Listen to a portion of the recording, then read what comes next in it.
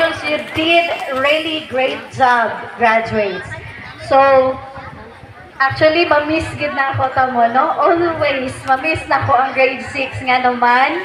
Kamo pe maminti ang akong matawag.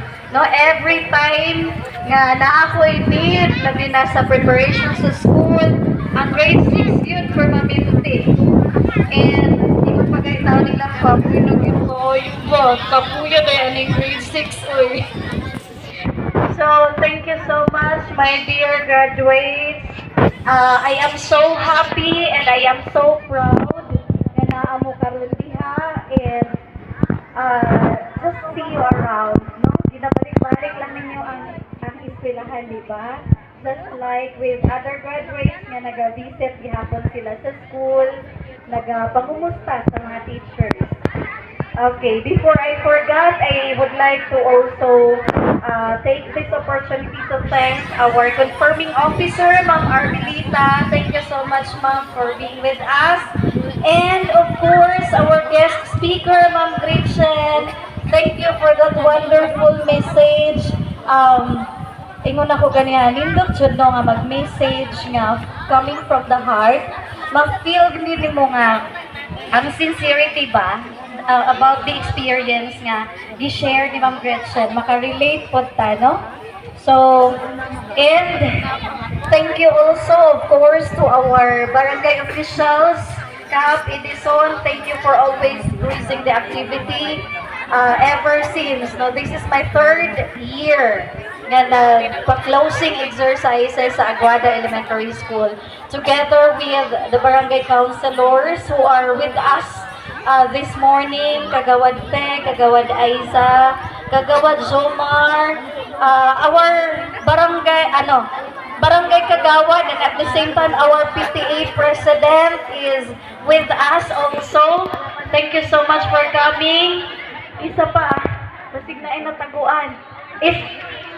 Tapos na po, Kagawad Jomar, our SGC president also, Kagawad,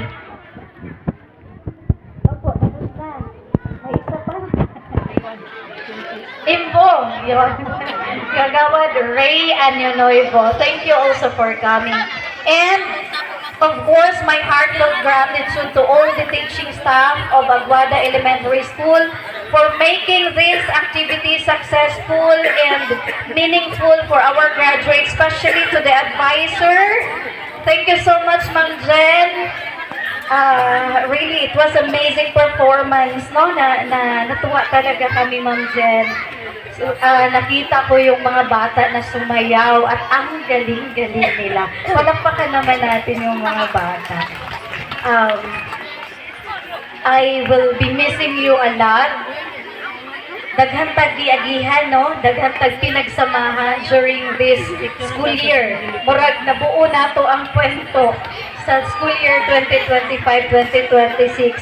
Gisalang ni sila sa mga nagkalain-laing competitions, academic, extracurricular, and we made it, no? So, thank you so much for that. Akong mga graduate na, mga kabataan. Actually, we had our second time na, Ma'am Lisel, no? Second time nga nagpadala ta og mathematics contender at the division level for 2 consecutive years na. So hopefully, challenge ni sa incoming grade 6 karong grade 5 nato nga masustain nato ang record, no? Para pang 3rd time puhon. Sana. And may mga entry ta nga gipadala during the civil service competition sa LGU. Sa kawan, mga natay mga kawan, Boy Scout also, katong atong mga sa to sila choir na singing competition, Cub Scouts, and we have also our Boy Scouts here.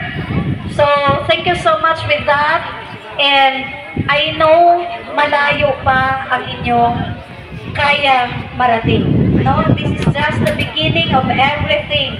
So lahat ng ginagawa ninyo ngayon ay siguro in the near future, makabot ra ninyo ang inyong mga ginadamgo o ginapangandoy. So with that, congratulations everyone, and I am so proud of you. God bless everyone.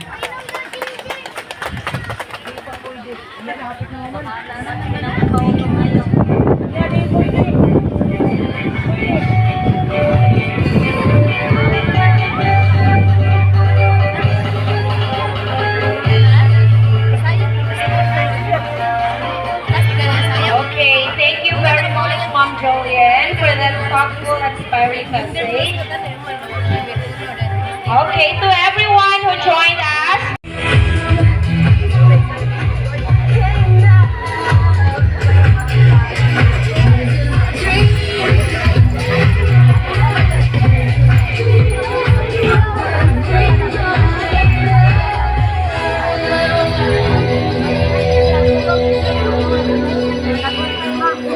Just